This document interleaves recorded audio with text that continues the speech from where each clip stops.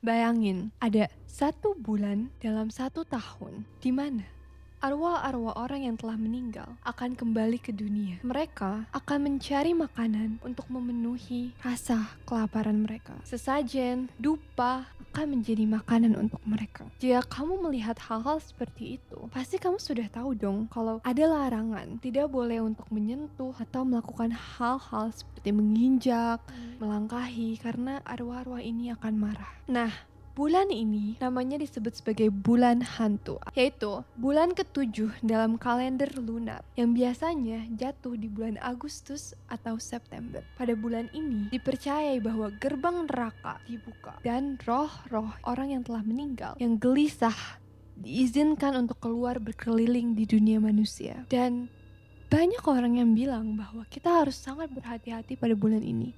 Karena kenapa? Di bulan ini banyak hal-hal yang aneh yang terjadi. Banyak dari mereka adalah roh-roh yang tak mendapat cukup doa dari keluarga mereka atau meninggal dengan cara yang tragis. Penuh dendam, penuh kelaparan. Puncaknya jatuh pada hari ke-15 bulan tersebut, dikenal dengan nama Hungry Ghost Festival, yang pada tahun 2025 ini jatuh pada hari Sabtu 6 September.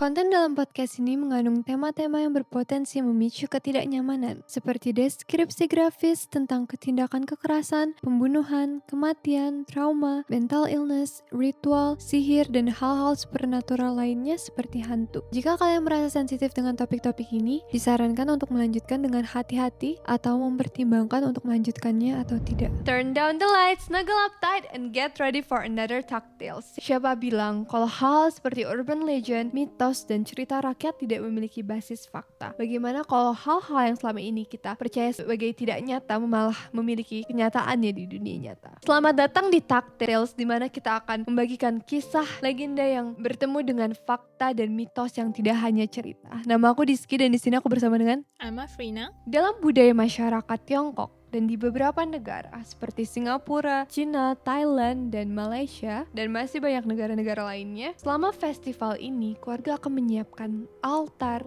membakar dupa, menyajikan makanan, dan bahkan membakar uang serta barang-barang dari kertas sebagai persembahan untuk para arwah. Hal ini tuh dilakukan untuk menghormati para roh-roh yang sudah meninggal dan untuk membuat mereka tenang. Namun walaupun begitu, banyak orang yang masih tidak percaya akan hal ini. Ada sebuah kisah yang pernah terjadi diceritakan oleh seseorang lelaki yang terjadi beberapa tahun yang lalu. Ketika di bulan hantu di Singapura, saat itu dia sedang pergi dengan saudara perempuannya yang merupakan adiknya ke mall yang jaraknya itu tidak jauh dari rumahnya. Jadi mereka tuh berjalan menuju ke sana dan mereka saat itu melewati area parkiran yang terbuka. Nah, kalian tahu gak sih kalau jalan trotoar itu suka ada pinggir-pinggirnya gitu? Dan kalau anak-anak tuh suka jalan di pinggirnya untuk menjaga keseimbangannya gitu. Kayak yang ini trotoarnya tempat buat jalan, tapi di pinggirnya itu kita jalan di sininya, di sampingnya. I know. Dan tapi kan itu kan kecil ya. Mm-mm. Jadi kan susah ya untuk Iya. jalan. Palingan cuma satu kaki, terus satu kakinya harus di depan Mm-mm. lagi, nanti harus kayak gitu. Nah, itu tuh melatih keseimbangan kita. Nah, biasanya anak-anak itu suka jalan di bagian situ tuh, dan siapa yang jatuh mereka akan kalah. Namun di saat mereka lagi having fun dan bercanda-bercanda, tidak sengaja adiknya itu jatuh ke tempat yang di situ ada persembahan sesajen dan makanan untuk Ghost Festival. Semuanya yang tadinya tersusun rapi menjadi hancur berantakan. Makanannya udah berserakan, lilin-lilinnya sudah kayak hilang apinya, dupanya udah berserakan kemana-mana. That's a big problem. Dan ini adalah hal yang sangat tabu. Banyak yang percaya kalau ini terjadi bakalan membuat mereka mengalami malapetaka. Karena itu kan pemberian untuk makhluk seperti itu. Pasti makhluk-makhluknya tuh marah. Namun mereka itu keluarga yang tidak mempercayai hal-hal tersebut. Mereka pun bahkan tidak mengikuti tradisi Hungry Ghost Festival. Mereka tuh pada saat itu panik, tapi bukan panik gara-gara mereka menghancurkan sesajen. Mereka panik karena mereka takut kena teguran dari orang lain. Karena pas mereka ngeliat ke sekeliling, oh itu udah ada orang yang liatin mereka. Jadi mereka langsung berlari, pergi kabur tanpa meminta maaf, tanpa mencoba untuk membereskan sesajen itu ataupun menggantikan persembahan makanannya.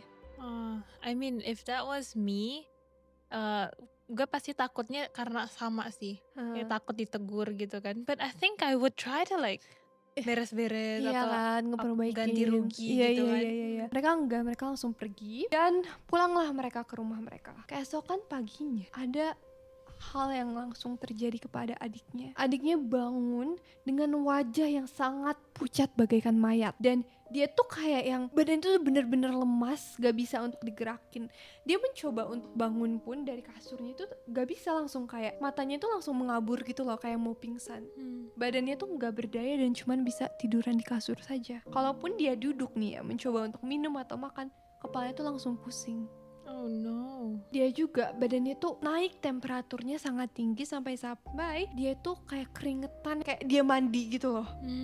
Saking parahnya. Bajunya, selimutnya tuh sampai kayak basah gitu. Walaupun dia tuh udah dikasih obat, tetapi obatnya tuh tidak mengaruh apa-apa. Kakaknya itu udah ada feeling kalau ini tuh gak beres nih. Dia tuh walaupun gak percaya tentang hal-hal mistis itu, dia tuh inget baru aja kemarin mereka gak sengaja ngehancurin persembahan. Dan akhirnya dia tuh langsung kayak, apa iya ya itu bener. Tapi dia tidak mau berpikiran ke arah-arah situ. Dia mencoba untuk berpikiran positif.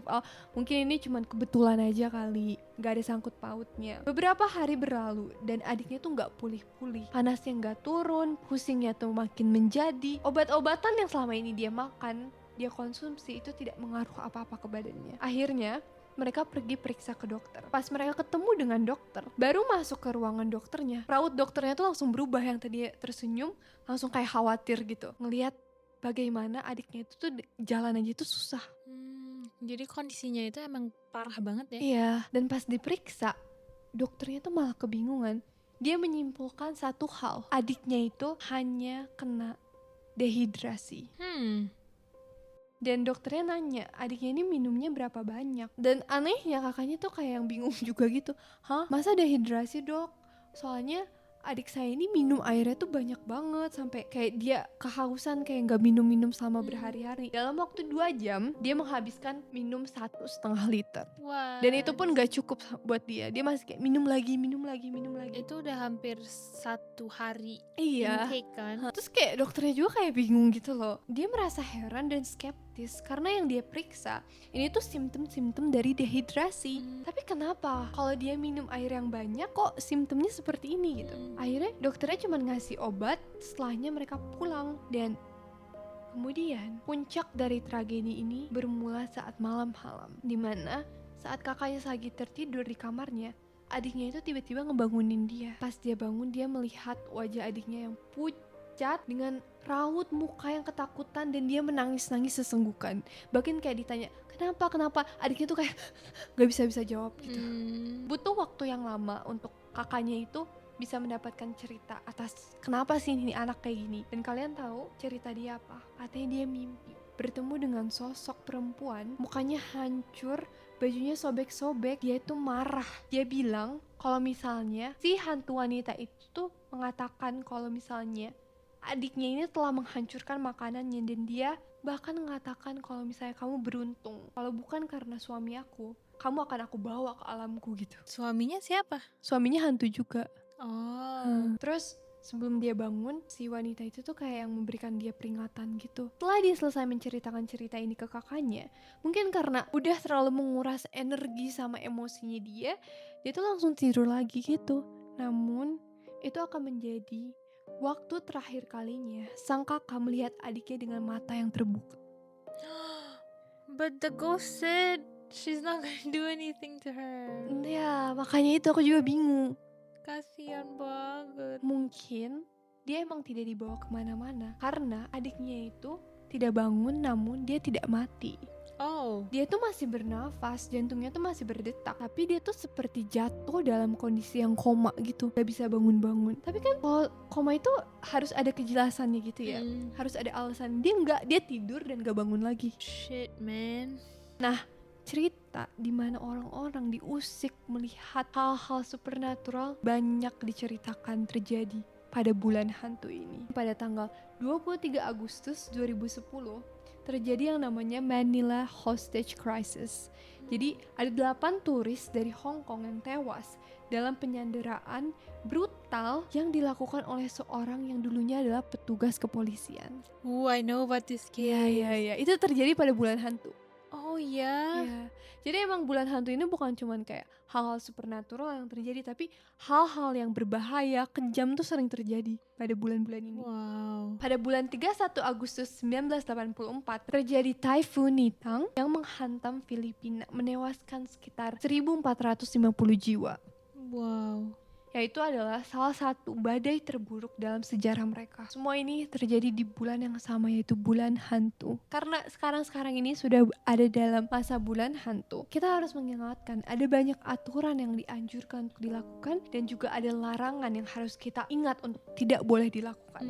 Beberapa hal yang dilakukan, kita bisa menyediakan makanan, teh di luar rumah untuk diberikan kepada sosok-sosok yang mungkin saja mendatangi rumah kita. Kalian juga bisa membakar uang kertas untuk roh, melepaskan lentera ke sungai untuk menuntun roh kembali ke dunia mereka, dan juga tidak sembarangan untuk keluar saat malam. Dan ada banyak larangannya. Jangan ambil foto di malam hari.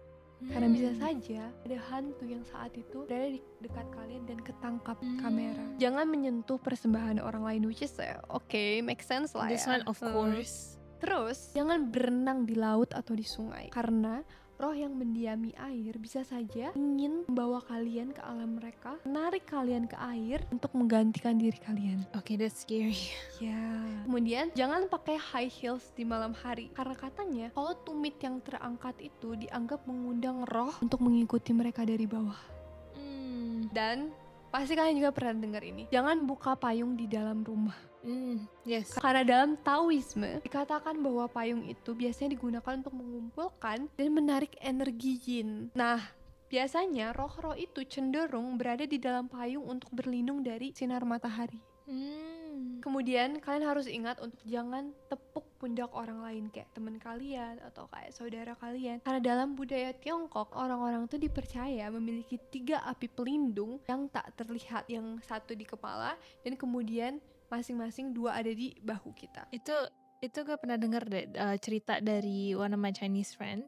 Katanya itu a lot of Chinese people go gambling, right? Oh iya. Jadi pas mereka gambling itu they need a lot of good luck.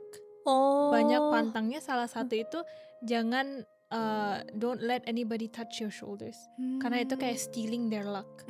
Jadi kalau misalnya ada orang tap punduk lo pas lagi main gitu, marah. Iya, apinya itu kayak yang redup gitu kali ya. Karena menepuk bahu orang itu bisa memadamkan api, sehingga orang itu bisa jadi rentan atau kayak kehilangan luck mereka. Iya. Dan juga kalaupun ada yang menepuk pundak kalian, janganlah menoleh, karena kita nggak tahu kalau misalnya itu yang menepuk adalah manusia atau bukan. Nah, ini juga salah satu yang sering sekali didengar, yaitu tidak boleh bersiul di malam. Karena dipercaya kalau siulan itu dapat menarik perhatian roh halus. Nah, yang paling menarik adalah jangan mengambil uang sembarangan. Kalau kamu lihat ada uang di jalanan, jangan diambil, karena bisa saja itu adalah persembahan untuk mereka dan kamu sama aja mencuri ke mereka.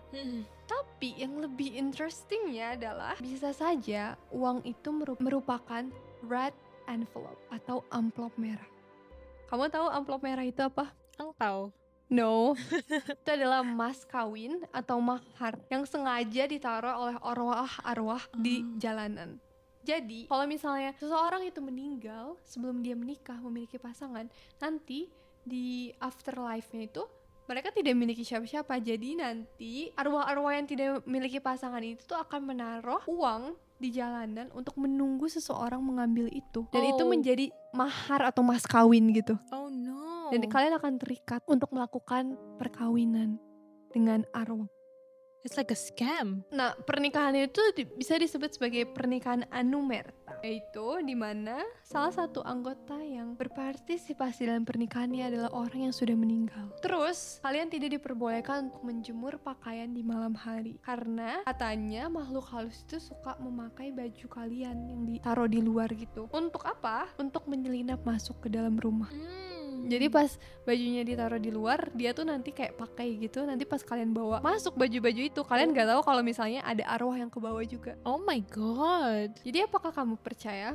It is a culture and not my culture, so it's not something that I would say I would believe in it. Tapi ya kalau misalnya ada Hungry Ghost Festival, we have to respect each other's culture. Gitu aja sih kan. Nah, kalau misalnya kalian sudah menonton podcast kita malam ini saat kamu pulang dan melihat dupa yang menyala di pinggir jalan atau sesajen di bawah pohon, ingat satu hal. Jangan ganggu. Kita hidup berdampingan dengan mereka dan selama 1 bulan setiap tahunnya, pada bulan ini mereka sedang kembali. Be careful in this month, guys. Oke guys, kalau misalnya kalian punya cerita-cerita kisah di bulan hantu, kalian bisa komen di komen kita ya. Dan kalau kalian suka dengan cerita-cerita yang menceritakan tentang misteri, horror, urban legend, mistis, kalian bisa nonton podcast kita Taktel setiap hari Selasa dan Jumat di Spotify, YouTube, Apple Podcast. Dan sekian dulu dari kami. Bye! Bye-bye!